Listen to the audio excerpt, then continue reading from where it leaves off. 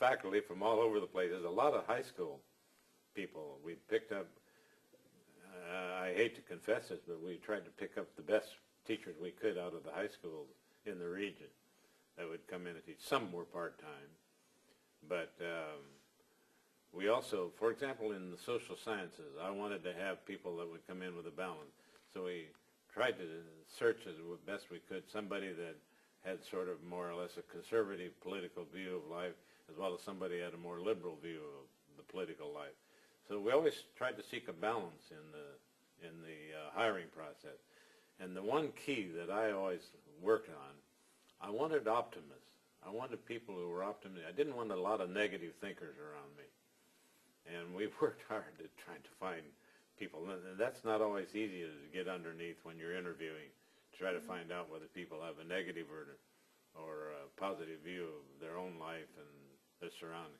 So we're pretty successful at that. And so at Lane we had a lot of positive thinkers and a lot of people that were gung-ho and ready to go. What were the students like then, your first students? Well, of course, the core of them were the vocational students from the technical school. And we would get them to, we had them vote for student body officers in their first year, and we had them at our home. And that was a lot of fun, choosing the name for the athletic teams and the paper and all of those things. And students were heavily involved in all of that in those early days. We had a good, really great group of students. I really enjoyed working with them. What were your biggest rewards in starting that college? Oh, I think even today my biggest reward, I think of the thousands and thousands of Oregonians that have been able to move up the economic ladder, move into the economic mainstream because the community colleges of this state are there. They're accessible to them, they're within reach in a lot of different ways, and I just think of the thousands and thousands of people that have been able to go through schools like Chemeketa, like Lane, Portland, that would never have had that opportunity if these institutions had not been started. So that's my greatest pleasure, is looking back and thinking of how we were able to meet the needs of so many, many students. I remember having students at Lane come in and say, you know, I don't get this kind of attention at the university because it's so large I get lost in the shuffle. And yet here I'm really treated like a person, like an individual. And we worked hard. I used to have somebody go around the institution and work at the business office windows and work at the information office and work in the counseling office just to see how we would treat people. And we worked hard at always trying to make sure that students felt like they had personal attention. What was the attitude of the four-year universities when you were president, particularly University of Oregon? Well, fortunately, President Arthur Fleming was very enthused about our starting community college. Now, one of the reasons, his wife was the teacher of American government at our community college. So we had an inside track. But she was good. She was a very fine teacher. But he was very supportive, and a lot of the faculty were very supportive. We really never had what I would call opposition to the starting of the community college. And the state system of higher education was very responsive. Chancellor Roy Llewellyn was responsive. His Vice Chancellor, Miles Romney, helped us a lot with the transferability of credits from community colleges into university. And in those days, it worked out really pretty well, mainly because these key leaders were so cooperative and responsive. You mentioned writing the law, the first statute for community colleges. Was there funding that first year from the state? A small amount of funding. We didn't get good funding for a little while, and we had to really work on that. But Senator Flagle was interested in trying to, he said, here we have all these colleges starting out and we don't really have any law except the K-12 law, which really didn't apply. He said, why don't we need a separate law? Well, I had the philosophy that they should be locally controlled. And at that time there was a big debate on should the community colleges be under the Board of Higher Education or should they be under the State Board of Education and be a part of what I would call a K-14 system. Well, I felt so strongly that they should be locally controlled, and I didn't want to get them in the Board of Higher Education because they'd get lost in the shuffle. And so even today, if you go back and read that law, you have weak, what I call weak state control, but strong local control. And that's still true today. And I think even during the tough economic times that colleges have gone through, that because they've been locally controlled, they've survived better than if they had been a part of a state system. So most of the funding then was the local property tax Local tuition? property tax was the first, and there was generally good support by the citizens of the state in furnishing local property tax. And then we began to develop a formula for trying to get 50% state support and 50%, well, 25% tuition and 25% property tax. And it was tough getting up to that 50%. In terms of construction, we developed a plan, and Senator Newberry from Ashland was one of the key leaders in this.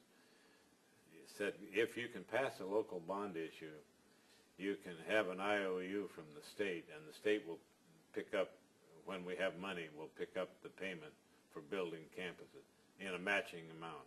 That's So if great. if there was a local bond issue for $1, the state would match it with $1. But they didn't have the money at that time to do that, so that we had an IOU. Community colleges for 10 years were collecting IOUs and building campuses. Now, when did you move from the campus of the Eugene Vocational Technical? Were you still president then?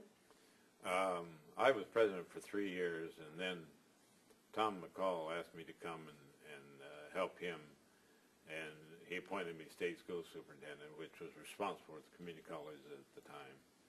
But part of that was a political thing. The John Birch Society of Oregon announced they were going to capture all the offices in Oregon, beginning with the superintendent of public instruction.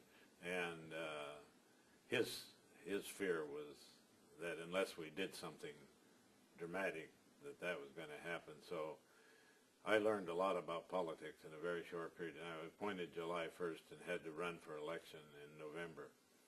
And over that short period of time, he, of course, released his political troops to work with us. And we were able to win that election by a pretty good margin. And I had taken a leave of absence from Lane. I was fully intending to go back after a year, but I got so interested in this and starting other community colleges as the state leader of the community colleges that I stayed for 6 years in that position before I moved to be the chancellor of the California San Diego Community College System. How about the first board? We had a 7-person board that was elected, and they chose me as the first president. And that was very interesting because we had at least one member of that board who was really not very responsive to the idea of the community college. And I've often credited her with helping build a new campus and do a lot of things, because whatever she was opposed to, the other 6 board members would be in favor of. And she was opposed to building a campus. She was opposed to building the campus, opposed to an awful lot of things. And that was kind of made board meetings very interesting. But, I bet. But she was a good person, and I liked her. She just didn't quite understand the mission of the community college. Did the board members stay on a long time, or did you have a lot of changeover in those first few years? No, the board stayed pretty stable. In fact, we had a 40th anniversary at Lane Community College not long ago, and we had 5 of the original board members at that 40th anniversary that stayed around and been supportive of the college over the years. Not all of them were on the board for 40 years, but the board was pretty stable and very supportive of they really believed in the mission of the community college and wanted to stay true to that mission. They could preach that mission better than I could. You talked a little bit about the relationship between the community colleges and the State Board of Education. Was there anything like a President's Council at that time with the smaller number, of course, of community college presidents meeting regularly with a representative from the State Board? Oh, we met, I think, monthly. We needed to stay together because out of the strength of the group, there weren't very many of us.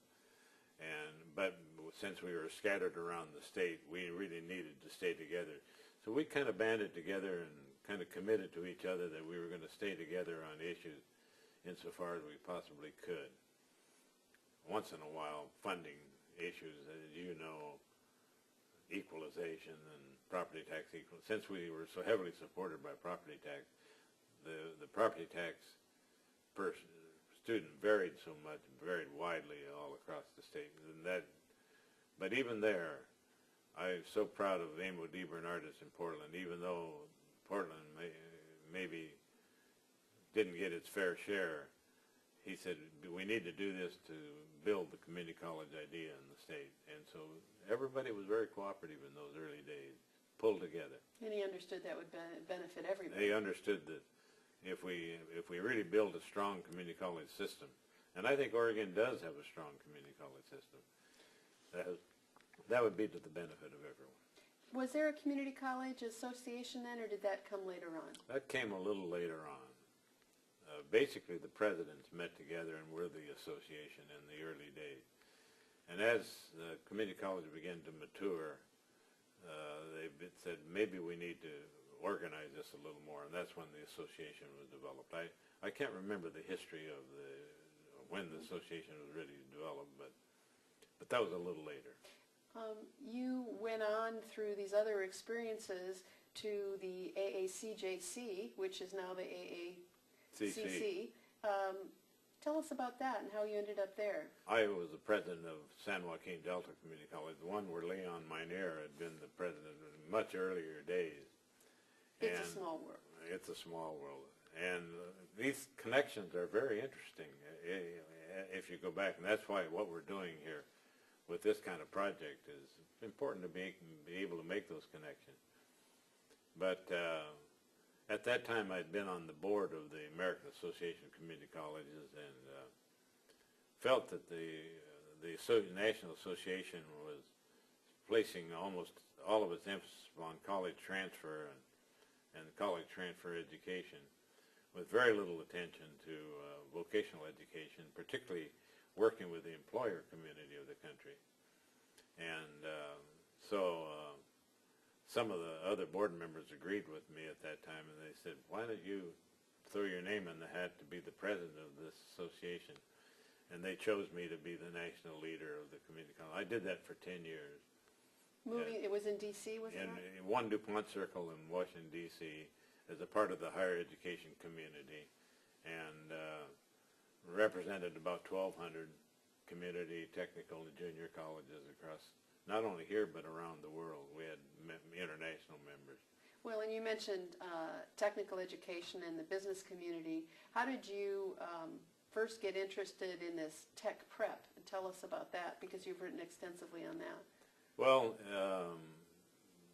technical and vocational technical education has been my thing, really. I've been an advocate. I still am an advocate for that kind. There are other aspects of education, but that's one that doesn't have many advocates. I never had much competition in that area. Nobody's really talking much about it. Even today, nobody's really talking about what kind of post-secondary education do those people